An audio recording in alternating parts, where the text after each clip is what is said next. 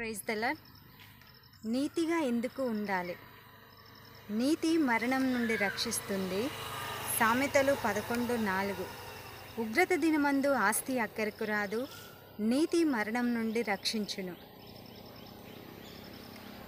రెండవదిగా, నీతి ఘనతను తీసుకొస్తుంది. సామెతలు 14:34. నీతి జనములు ఘనతకెక్కుటకు కారణము.